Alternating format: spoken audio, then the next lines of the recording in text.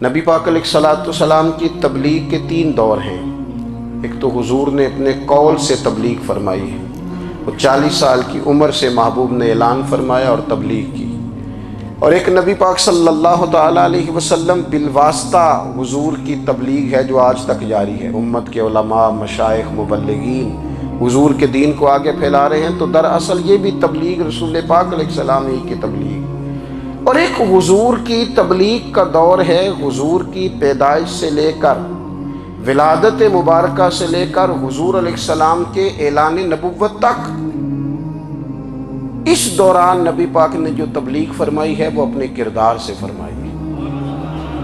عرب کا وہ معاشرہ جو بڑا میلا کچیلا گدلا ہو چکا تھا، جس کے اندر سراسر مادہ پرستی کا زور تھا، جس کے اندر لوگ انسانوں کی خرید و فروخت کرتے تھے، جس کے اندر بیٹیوں کو زندہ دفن کر دیتے تھے، جس کے اندر جو آدمی جتنا زیادہ مضبوط ہوتا تھا اتنا زیادہ لٹیرا بن جاتا تھا، اس معاشرے کے اندر رسول کریم علیہ السلام نے 40 سال گزارے، اور اس طرح گزارے کہ جو بیگانے بھی تھے وہ بھی کہا کرتے تھے یہ صادق ہیں، یہ امین ہیں۔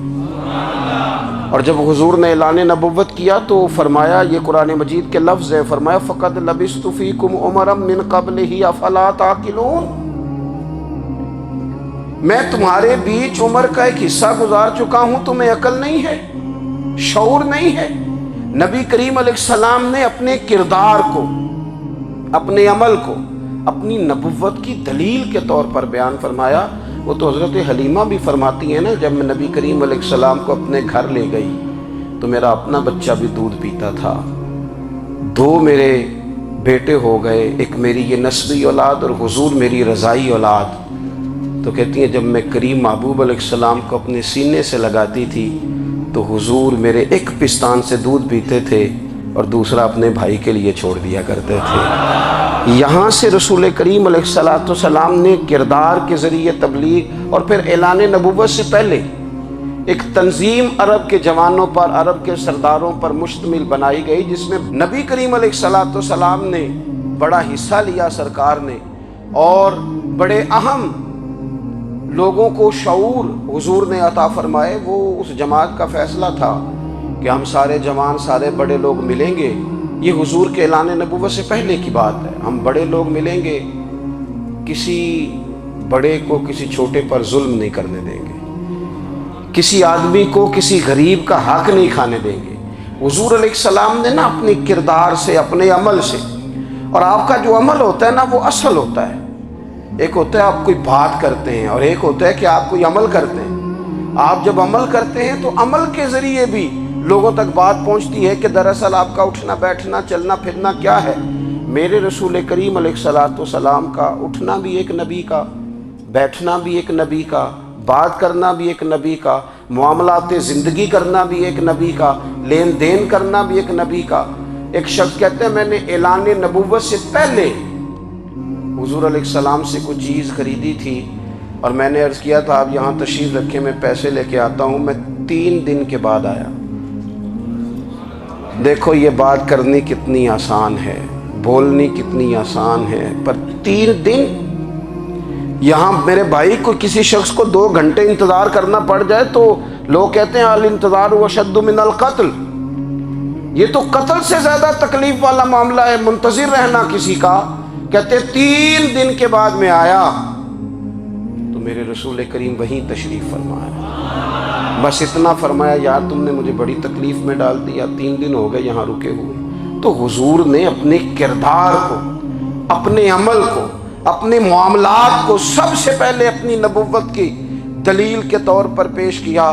کسی نے کیا خوب کہا تھا کہ جو تیری جان کے دشمن ہیں وہ بھی کہتے ہیں، وہ جو تیری جان کے دشمن ہیں، بظاہر تو آئے ہیں نا ہجرت کی رات جان لے لے، لیکن امانتیں حضور کے گھر میں رکھی ہوئی ہیں، امانتیں کاشانہ نور پہ پڑی ہیں۔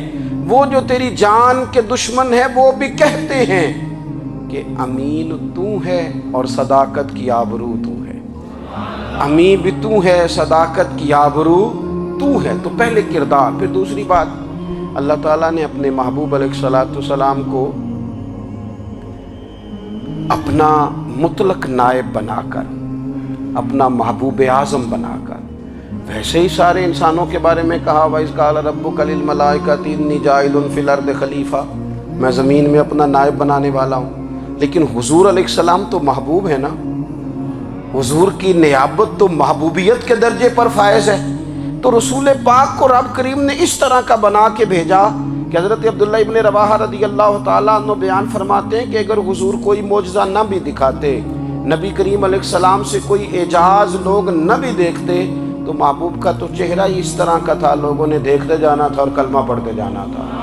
لیکن باوجود اس کے میرے رسول پاک کا اعجاز یہ ہے، کمال یہ ہے کہ حضور کبھی اشارہ کر دیں تو چاند 2 ٹکڑے ہو جائے، کبھی دعا مانگ دیں تو ڈوبا ہوا سورج واپس آ جائے، کبھی محبوب گزرنے لگے تو پتھر آپ پر سلام پڑے، کبھی حضور پہاڑ پر چڑھ جائیں تو پہاڑ وجد میں آ کر جھومنے لگے، محبوب کا کبھی نماز پڑھاتے ارادہ بن جائے تو اللہ تعالیٰ قبلے کا رخ ہی تبدیل فرما دے۔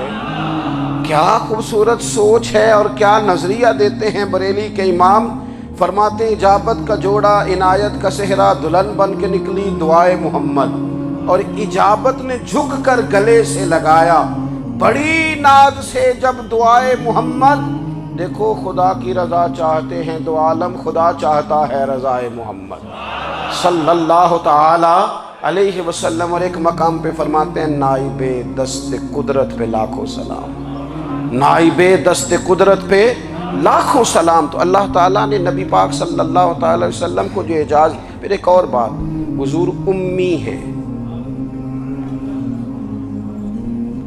دنیا میں آ کر محبوب نے کسی سے پڑھا ہی نہیں،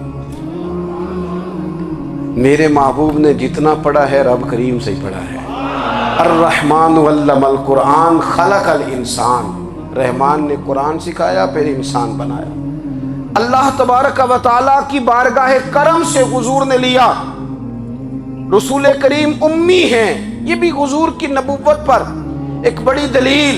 دیکھو ایک ہوتا ہے کوئی آدمی بچپن سے کسی چیز سے شغف رکھے اور جب اس کی عمر بڑی ہو جائے تو کہتے ہیں اس کا تجربہ بڑا ہو گیا ہے، یہ پہلے کوئی شعر کہتا تھا، کوئی ادبی جملہ کہتا تھا، تو اب اس کی یہ کام کرتے کرتے عمر بڑی ہو گئی ہے تو رسوخ حاصل ہو گیا۔ 40 سال کی عمر مبارک تک نبی کریم نے ایک شعر بھی نہیں کہا، حضور علیہ السلام نے کبھی کوئی ایسی بات، ویسے تو حضور کی ہر بات حکمت والی، لیکن جس کو عرب کے لوگ اپنے لہجے میں شاعری یا اپنے لہجے میں ادب کہتے تھے وہ حضور نے بیان نہیں فرمایا۔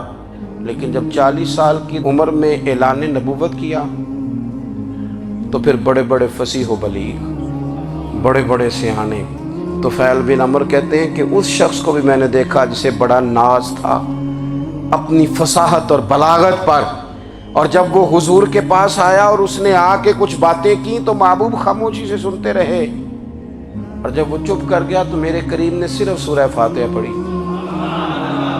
کبھی اٹھتا تھا، کبھی بیٹھتا تھا، کبھی غور کرتا تھا، کبھی دائیں جاتا تھا، کبھی بائیں جاتا تھا، پھر کہنے لگا بتاؤ نا کلام کس کا ہے؟ فرمایا اس رب کا، اس رب کا، اس رب کا جس کا میں رسول بن کے آیا ہوں۔ نبی کریم صلی اللہ تعالی علیہ وسلم امی ہیں، لیکن حضور نے کائنات کے رازوں سے پردے ہٹا دیے، نبی کریم نے جینے کے سلیقے بتا دیے، حضور نے ہر شخص کو اس کے مقصد حیات سے آگاہ کر دیا۔ نبی کریم علیہ السلام نے وہ فلسفہ حیات بیان کیا کہ لوگوں کو صرف جینے میں ہی مزہ نہیں آیا، مرنے میں بھی مزہ آنے لگا، لوگ آگے بڑھ بڑھ کے جانیں پیش کرنے لگے، اپنی اولادیں قربان کر، جو فلسفیوں سے کھل نہ سکا اور نکتہ وروں سے حل نہ ہوا، وہ راز ایک طیبہ والے نے بتلا دیا چند اشاروں میں۔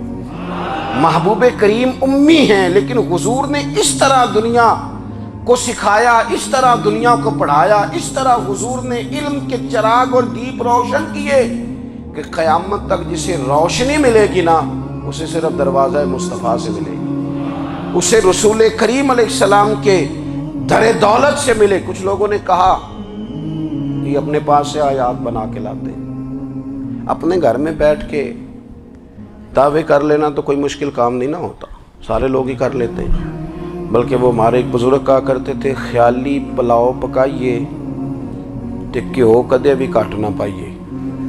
کیونکہ کون سا پیسوں کا ڈالنا ہے، زیادہ ڈالیں آپ اور زیادہ ڈالیں۔ بہت سارے لوگ ہیں آج بھی، کچھ لبرل ہیں بیچارے، کچھ دین بیزار طبقہ ہے، وہ کہتے ہیں جناب ہمیں تو جدید باتیں بتائیں، ہمیں تو نئے اسلوب کے مطابق لے کے چلے، ہمیں تو او بھائی سن، میرے نبی پاک علیہ السلام نے فرمایا میرا قرآن کبھی پرانا نہیں ہوگا، اسے پڑھ کے دیکھ، اس کی جدت کا حسن دیکھ، یہ تو کھلا ہوا باغ ہے، تو ایک دفعہ اس کے قریب آئے گا تو خوشبو ملے گی، دوسری دفعہ آئے گا تو اس سے زیادہ تازی ملے گی، ایک دفعہ پھل کھائے گا تو مزیدار ہوگا اور دوسرا کھائے گا ہو سکتا ہے شکل ملتی جلتی ہو لیکن ذائقہ بڑا نرالا ہوگا۔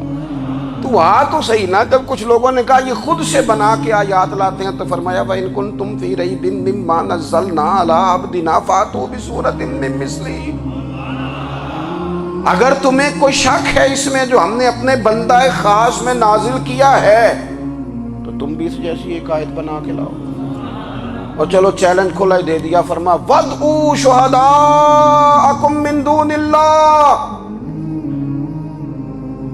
اللہ اور اللہ والوں کو چھوڑ دو، تفسیری ترجمہ عرض کر رہا ہوں، یعنی صحابہ کو چھوڑ دو، حضور کے ماننے والوں کو چھوڑ دو، باقی ساری دنیا کے کافر اکٹھے ہو جاؤ، ایک آیت بس قرآن جیسی لے کے آؤ، ایک آیت لے کے آؤ، ان کنتم صادقین، اگر تم سچے ہو۔ جوانوں سنو، کہا ایک آیت، اور یہ چیلنج آج تک قرآن مجید کا موجود ہے، آج تک وَإِن كُنتُمْ فِي رَيْبٍ مِّمَّا نَزَّلْنَا عَلَىٰ عَبْدِنَا فَأْتُوا بِسُورَةٍ مِّن مِّثْلِهِ، تم قرآن کے مقابلے کی ایک سورت لے کے آؤ اور سارے حمایتی اکٹھے کر لو اپنے، ان کنتم صادقین، اگر تم سچے ہو۔ جواب تو ادھر سے آنا تھا نا، لیکن کائنات کے رب نے جواب بھی خود دیا، فرمایا فَإِن لَّمْ تَفْعَلُوا وَلَن تَفْعَلُوا، اگر تم نہ لا سکے، اور فرمایا تم لا سکتے بھی نہیں، اگر تم نہ لا سکے اور تم لا سکتے بھی، نہ خنجر اٹھے گا نہ تلوار تم سے، یہ بازو میرے آزمائے ہوئے ہیں، وَلَن تَفْعَلُوا، تم لا بھی نہیں سکتے، فَاتَّقُوا النَّارَ الَّتِي وَقُودُهَا النَّاسُ وَالْحِجَارَةُ، پھر اس آگ سے ڈر جاؤ جس کا ایندھن آدمی اور پتھر ہے، اُعِدَّتْ لِلْكَافِرِينَ، بنائی کافروں کے لیے، بنائی مومنوں کے لیے تو رب نے جنت بنائی ہے، اُعِدَّتْ لِلْكَافِرِينَ، یہ دوزخ اللہ نے کن کے لیے بنائی ہے؟ اُعِدَّتْ لِلْكَافِرِينَ کہتا ہے کافر کے لیے بنایا۔ تو اللہ تبارک و تعالیٰ نے میرے رسول پاک صلی اللہ تعالیٰ علیہ وسلم کو وہ کتاب عطا فرمائی، اور پھر حضور کی فصاحت و بلاغت، معرفت، دیکھو ایک ہوتا ہے گھنٹوں باتیں کرنا، ایک ہوتا ہے کئی والیم پر مشتمل، کئی جلدوں پر مشتمل کتب کا لکھنا، اور ایک ہوتا ہے کسی بندے کا ایک بات کرنا اور سامنے والے کی طبیعت کو اتنا جگا دینا کہ اگلی بات فوراً ہی اس کی سمجھ میں آ جائے۔ اور حضور نہ کسی کی انا کو نہیں جگاتے تھے، ہم بعض اوقات کسی سے خطاب کرتے ہیں، بات کرتے ہیں تو سامنے والے کی انا کو جگا دیتے ہیں، ٹھیس پہنچاتے ہیں، وہ کہتا ہے چل پھر تگڑا ہو جا میں بھی آیا۔ حضور انا نہیں جگاتے تھے، میرے نبی پاک ضمیر جگاتے تھے تاکہ وہ شخص فیض حاصل کر سکے، اسے کچھ ملے۔ نبی کریم کا جو انداز تکلم ہے وہ اس طرح کا ہوتا تھا کہ انسان خود بخود کھل اٹھتا تھا کہ مطلب یہ بات ہونے کیا لگی ہے، مطلب حضور کیا فرمانے لگے۔ نبی کریم صلی اللہ تعالیٰ علیہ وسلم، ایک دن محبوب کریم نے صحابہ کے بھی حضور کی فصاحت و بلاغت دیکھے، فرمایا محبوب نے کتنا نادان ہے وہ شخص جو اپنے ماں باپ کو گالی دے۔ کھلی ہو گئی لوگوں کی آنکھیں، کان کھڑے ہو گئے کہ یا رسول اللہ کون ایسا بدبخت ہے جو ماں باپ کو گالی دے گا۔ اب جب سوالات ذہنی سطح پر پوری طور پر ابھر گئے نا، تو اب رسول کریم نے بات سمجھائی، یہ ہے فصاحت و بلاغت، تیرے آگے ہیں یوں دبے لجے فصحاء عرب کے بڑے بڑے، کوئی جان منہ میں زبان نہیں بلکہ جسم میں جان نہیں۔ یا رسول اللہ کون ایسا نالائق ہے جو ماں باپ کو گالی دے؟ اب جب ذہنی سطح یہاں تک ابھر آئی تو اب حضور نے سمجھایا، فرمایا جب تم کسی کے ماں باپ کو گالی دو گے نا تو وہ بھی تو جواب میں تمہارے ماں باپ کو دے گا نا، تو فی نفس ہی یہ تم نے خود ظلم کیا ہے اپنے ماں باپ پر، کیوں تم نے ایسا لہجہ اختیار کیا کہ جس سے سامنے والے کی انا جاگ جائے اور وہ تمہارے مقابلے میں آ کر کے کھڑا ہو جائے؟ کیوں تم نے اس طرح کے انداز اختیار کیے کہ جس سے سامنے والا بھی سارے پنجے کھڑے کر کے باہر نکل آئے اور کہے آ جاؤ پھر میں ابھی میدان میں حاضر ہوں؟ رسول کریم کی فصاحت، بلاغت دیکھیں نا، حضور 2-4 جملوں میں ساری بات سمجھا جاتے ہیں۔ ایک حدیث پاک اگر ہماری سمجھ میں آ جائے، ایک روایت، نبی پاک صلی اللہ تعالیٰ علیہ وسلم نے فرمایا خوبصورت مسلمان وہ ہے جو بے مقصد باتوں کو چھوڑ دے۔ لو، اس سے پوری زندگی سجائی جا سکتی ہے، ایک جملے سے پوری زندگی سواری جا سکتی ہے، کوئی لمبی چوڑی باتوں میں جانے کی ضرورت نہیں۔ کہا خوبصورت مسلمان یہ ہے جو بے مقصد باتوں کو چھوڑ دے، لا یعنی باتوں کو، کیا کہتے ہیں ہمارے دیہات کے لوگ، جڑے پنڈ جانا نہیں اودا راہ پوچھنے دی۔ لیکن آج کل لوگ باز آندے یعنی جس بات کا بالکل تعلق نہیں نا وہ بات بھی کرتے جاتے ہیں، جس کا شعبہ ہی نہیں وہ بھی چھلانگ لگا لگا کے اس میں آ جاتا ہے۔ ہم اپنا وقت ضائع کرتے ہیں، اپنی صلاحیتیں ضائع کرتے ہیں، اپنا نقصان کرتے ہیں۔ ہم اپنا کام صحیح کر کے نہیں کرتے اور دوسری ساری دنیا کو ٹھیک کرنا چاہتے ہیں۔ او بھائی، آپ جس جگہ جس شعبے سے تعلق رکھتے ہیں آپ اپنے معاملات میں مضبوطی پیدا کریں۔ حضور نے اپنی فصاحت کے ساتھ، بلاغت کے ساتھ لوگوں کو قائل کیا، اور قرآن مجید کی تاثیر کا یہ اثر میرے کریم رسول نے دکھایا کہ رات کو جب حضور بیٹھ کے قرآن پاک پڑھتے تھے نا، جب یاسین والے نبی خود یاسین کی تلاوت کریں، جب طٰہٰ والے محبوب خود طٰہٰ کی تلاوت کریں، غور کرو نا، جب مدثر والے محبوب خود ان جملوں کو ادا کریں، یعنی جن کے بارے میں آیت آئی ہے، جب وہی یہ آیت پڑھیں کہ اِنَّا أَعْطَيْنَاكَ الْكَوْثَرَ، یعنی جن کا ذکر ہو رہا ہے، جب وہ یہ بات کریں کہ یا ایھا النبی انا ارسلناک شاہدا ومبشرا ونذیرا لتؤمنوا باللہ ورسولہ وتعزروہ وتوقروہ وتسبحوہ بکرۃ واصیلا، جن کے بارے میں آیت آئی ہے، جب وہ یہ کہہ رہے ہوں کہ ورفعنا لک ذکرک، جب وہ کہہ رہے ہوں والضحیٰ واللیل اذا سجا، ذرا اس کیفیت کو دیکھیں جب محبوب خود پڑھ رہے ہوں، اور جو حضور پر آئی ہیں اس کا ذائقہ، اس کا لطف، اس کا انداز بھلا کیا ہوگا۔ حضور جب رات کو پڑھتے تھے نا قرآن پاک، تو جو پکے کافر تھے نا، ابو جہل جیسے لوگ، وہ بھی جھاڑیوں میں چھپ چھپ کے مدینے والے کی تلاوت سنا کرتے، حضور کی تلاوت سنا کرتے تھے۔ یہی بہتر ہے کہ پردوں میں وہ پردہ پوش رہے، وہ اگر پردے ہٹا دے تو کسے ہوش رہے۔ رسول کریم علیہ السلام کی تلاوت کا سننا، قریب جانا، یہ اعجاز ہے۔ حضرت فاروق اعظم کہتے ہیں میں طبیعت کا بڑا ڈاڈا تھا، مزاج کا بڑا سخت تھا، زندگی ہمیشہ ڈٹ کر گزاری، باتوں پر کھڑا رہنا آتا تھا، پر جب میری بہن نے مجھے چند آیتیں سنائی نا تو میں تڑپ ہی گیا۔ گھروں آیا سا مار مقامنے نو، ہن مینو مار دے لے چلو، اوے متے عمر دی عمر برباد ہو جائے جتھے عمر سوار دے لے چلو۔ یہ اعجاز ہے رسول کریم صلی اللہ تعالیٰ علیہ وسلم پر نازل ہونے والی کتاب کا۔ پھر حضور نے خبریں دی، نبی پاک نے خبریں دی، حضور نے فرمایا روم فتح ہوگا، وہ ہوا۔ نبی کریم علیہ السلام نے فرمایا شام فتح ہوگا، تو شام فتح ہوا۔ فرمایا ایران فتح ہوگا، تو ایران فتح ہوا۔ سراقہ بن مالک کہتے ایک گاؤں پر بھی مسلمانوں کی حکومت نہیں تھی، ایک گاؤں پر۔ حضور مکہ مکرمہ سے نکل رہے تھے، مدینہ طیبہ تشریف لے جا رہے تھے، ابھی راستے میں تھے، میں 100 سرخ اونٹوں کے لالچ میں معاذ اللہ حضور کو گرفتار کرنے پہنچ گیا۔ محبوب نے حکم دیا، حضور کا معجزہ میں نے آنکھوں سے دیکھا، میرا گھوڑا زمین میں دھستا چلا گیا، میں نے معافی مانگی، حضور نے معاف کر دیا۔ میں نے سمجھا اچانک ہو گیا ہے۔ یہ منوانا بھی بڑا مشکل کام ہے۔ شجر و حجر پہچان گئے، انسان کی نظروں میں شاکی رہا۔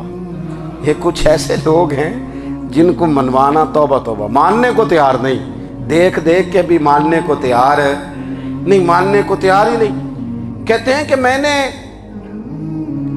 پھر چاہا آگے بڑھنا، تو پھر زمین के अंदर मेरे घोड़े के पैर धनसने लगे, फिर माफ़ी मांगी। करीम तेरे माफ़ करने की अदा पे भी कुर्बान जाए। ये नहीं फरमाया कि तू तो बार बार यूं ही करता है, फरमाया माफ़ी मांगता है, जा मैंने माफ़ किया। कहते हैं 3 दफ़ा मैं आगे बढ़ा, 3 दफ़ा हुजूर ने माफ़ किया तो मुस्कुरा के फरमाने लगे, तू यहाँ मुझे गिरफ्तार करने आया है, वो कैसर रूम का इलाका फतह होगा। वो कंगन जो पहनता है ना हाथों में, बादशाह के कंगन मारूफ हैं, वो तेरे हाथों में आएंगे। अल्लाह करे आप समझें। ये जो लोग डरी डरी सहमी सहमी और हमारे बच्चे मायूसी की माज अल्लाह बातें करते हैं, वो देखें हुजूर किस तरह की गुफ्तगू फरमाते हैं। अभी एक गांव पर भी इस्लाम की हुकूमत नहीं, लेकिन हुजूर का खबर देने का अंदाज। करीम फरमाने लगे वो कैसर रूम के जो कंगन होंगे वो तेरे हाथों में आएंगे। जनाब सुराका बिन मालिक फरमाते हैं कि मैं मुसलमान हो गया, हुजूर का विसाल हो गया, कंगन नहीं आए। हज़रत अबू बकर सिद्दीक का विसाल ज़ाहिरी हो गया, कंगन नहीं आए। जनाब उमर का दौर आ गया, सुराका बूढ़े हो गए। कोई बंदा पूछता ना कि अब तो उम्र ढल गई है, ज़िंदगी का पता नहीं, कहने लगे नहीं मैं नहीं जाता। जब तक कंगन नहीं आते इज़राइल कोई नहीं आएंगे, क्योंकि साढ़े नबी दी ज़ुबान साढ़े वास्ते कुरान। जो दिन को कह दिया दिन है तो दिन निकल आया, जो शब को कह दिया शब है तो रात हो के रही। और खुदा ने उनकी ज़ुबान को वो इख्तियार दिया, जो निकली मुंह से उनके वो बात हो के रही। और फाजिल बरेलवी का तो अंदाज़ ही फिर अनोखा है ना। वो तो कहते हैं वो ज़ुबान जिसको सब कुन की कुंजी कहे, जिसको सब कुन की कुंजी कहें, उसकी नाफिज हुकूमत पे लाखों सलाम। कहने लगे नहीं आते हज़रत इज़राइल, फ़िक्र ना करो। बूढ़े हो गए थे, निकलना घर से बंद कर दिया था। हज़रत उमर का दौर था, कंगन आ गए।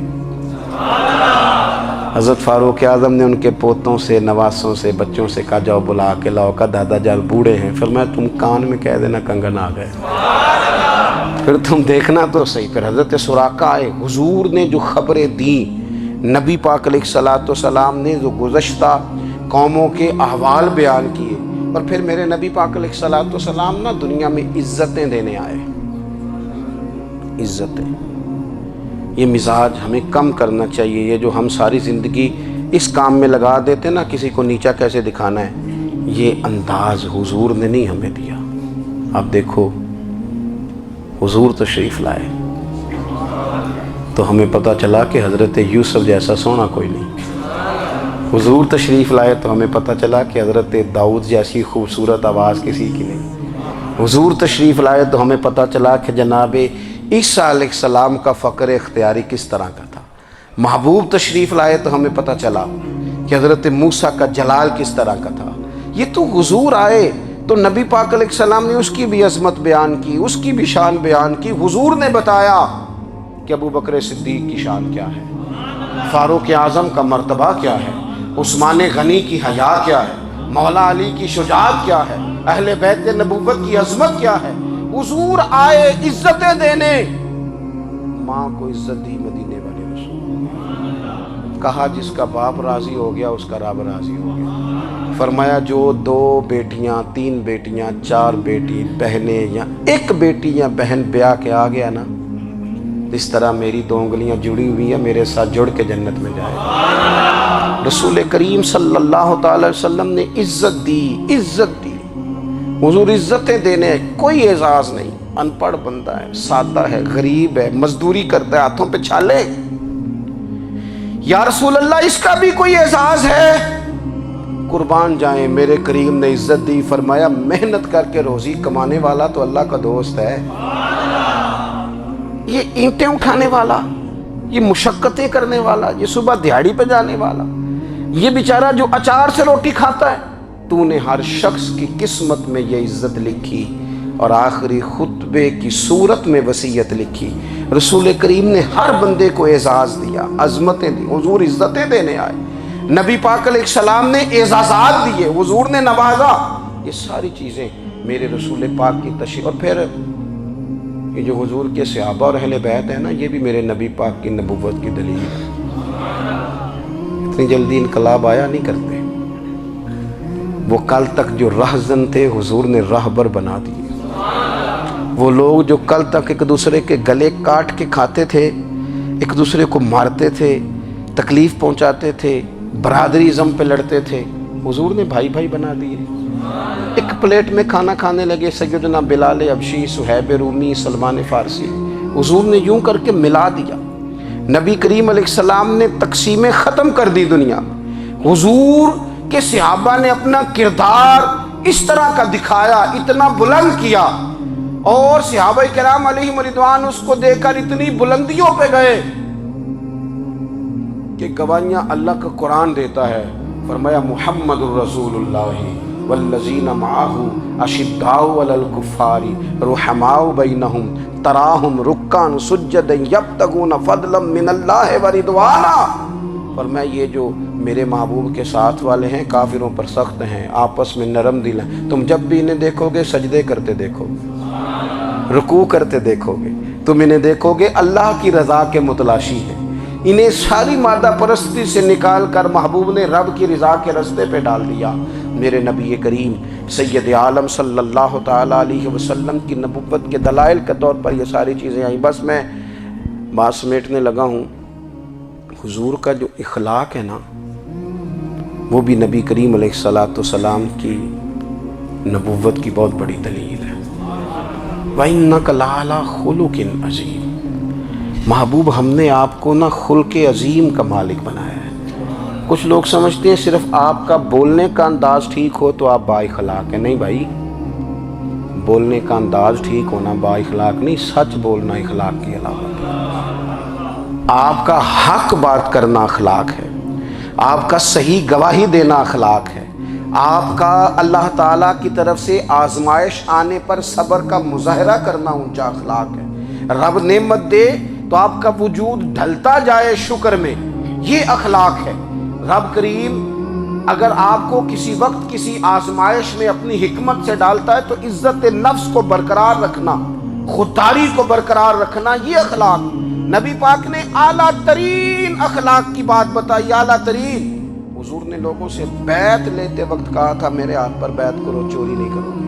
نبی پاک علیہ السلام نے مختلف امور پر بیعت لی۔ حضرت حکیم بن حزام کہتے ہیں حضور نے میرے ہاتھ پہ ہاتھ رکھ کے کہا میرے ہاتھ پہ ہاتھ رکھ کے بیعت کرو کہ کسی دنیا دار سے سوال نہیں کرو گے، خودداری سے زندگی گزارو گے، عزت نفس سے، جو رب نے تمہیں دیا ہے تم اس پر راضی رہو گے۔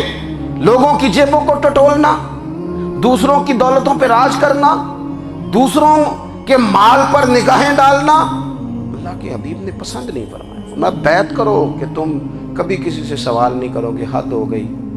نبھانے والوں نے پھر اس عہد کو نبھایا اور کمال کر دی۔ حضرت حکیم بن حزام گھوڑے پہ بیٹھے تھے، ہاتھ میں درہ تھا، وہ زمین پہ گر گیا، قریب غلام کھڑا تھا۔ حضرت حکیم بن حزام خود گھوڑے سے اترے، درہ اٹھایا، دوبارہ گھوڑے پہ بیٹھے۔ غلام عرض کرنے لگا حضور مجھے بتا دیتے میں اٹھا کے دے دیتا۔ آنکھیں چمک اٹھیں، فرمانے لگے کیسے بتا دیتا؟ اپنے رسول سے وعدہ کیا ہے کبھی کسی سے سوال نہیں کروں گا، کبھی سوال نہیں کروں گا۔ اللہ کے محبوب نے ہمیں اعلیٰ اخلاقی قدروں کی بات ہمیں سکھائی ہے۔ ہم دیکھتے ہیں کہ بڑی جلدی 2 4 5 لوگوں کے غصہ دلانے پر ہم ساری اخلاقی حدوں کو کراس کر جاتے ہیں۔ دوستو ہمارا ایک ویژن ہونا چاہیے، ہمارے ذاتی رویے بڑے معتبر ہونے چاہیے۔ لین دین کے معاملات کے اندر مسلمانوں کو بڑا صاف ستھرا ہونا چاہیے۔ ہمیں اپنی معاشی زندگی میں روزمرہ کے معاملات میں ہماری توجہات کا مرکز صرف اللہ رسول کی ذات ہونی چاہیے۔ رب کریم نے اپنی حکمت سے کسی کو کتنا دیا ہے یہ اس کی حکمت کے تقاضے ہیں۔ ہمیں اس نے جس رنگ میں جس حال میں رکھا ہے ہمیں اپنے رب کی رضا پر بہت زیادہ مطمئن ہونا چاہیے۔ اچھا پھر ایک اور بات، جن چیزوں کو ہم نے دکھ بنایا ہے نا یہ تو وہاں دکھ تھا ہی نہیں۔ مہینہ مہینہ چولہا نہیں جلا، لیکن کسی جگہ اظہار غربت ہے حضور کی اولاد پاک کا یا صحاب کا یا ازواج کا۔ مہینہ مہینہ چولہا نہیں جلا، لیکن یہ اخلاق عالیہ کا حسن دیکھو، اپنے گھر مہینہ مہینہ چولہا نہیں جلا، جو مانگنے آیا اسے جھولی بھر کے عطا فرمایا، کوئی دروازے سے خالی نہیں گیا۔ عزیز بھائی، اگر زندگی میں اخلاقی قدریں ہم اپنا لیں اور ہم تھوڑا تھوڑا کر کے اپنے آپ کو تبدیل کریں، ساری زندگی توجہ رہی کہ فلاں کیا کر رہا ہے، فلاں کیا کر رہا ہے، تھوڑا سا گردن کو جھکا کے अपने ऊपर तवज्जो डालें, अपने आप को वक्त दें। हुजूर के अखलाक आलिया की रोशनी में, तालीमात हसना की रोशनी में हम अपने किरदार व अमल पर थोड़ी तवज्जो दें। इस वक्त बहुत बड़ी तादाद में उम्मत मुस्लिमा है, और ऐसा नहीं है कि दौलत नहीं है, दौलत से भी सरशार हैं। हमारे यहाँ बड़े बड़े इंजीनियर हैं, बड़े बड़े डॉक्टर हैं, लेक्चरार हैं, हमारे पास बड़े बड़े हॉस्पिटल हैं, बड़ा कुछ है। लेकिन किरदार व अमल के बादशाह, अपनी ज़िंदगी तक़वे की रोशनी में गुजारने वाले, उन लोगों की तादाद कम है। अगर कोई आज भी सारे काम नेक करे लेकिन जायदाद में से बेटी का हक रख जाए, तो फिर उसने क्या मिलाद मनाया? अगर आज भी जो 2-4 लोग बेचारे उसके ज़ेरे दस्त हैं, मुलाजिमीन हैं, उनके साथ उसका रवैया इंतहाई सख्त हो, तो उसने क्या मिलाद मनाया? अगर आज भी वो बरादरीज़म की बुनियाद पर दोस्तियाँ करे और छोटे बड़े की वो तकसीम रखे, जिसे हुजूर ने फरमाया कि कबीले तो तारुफ के लिए, वरना किसी अरबी को अजमी पर, गोरे को काले पर कोई फजीलत नहीं। अगर कोई आज भी इस बरादरीज़म का कायल है, फिर उसने क्या मिलाद मनाया? अगर कोई शख्स आज भी अपने आप को मादा परस्ती में पूरी तरह धकेल चुका है और रज़ा इलाही का मुसाफिर नहीं बना, तो उसने क्या मिलाद मनाया?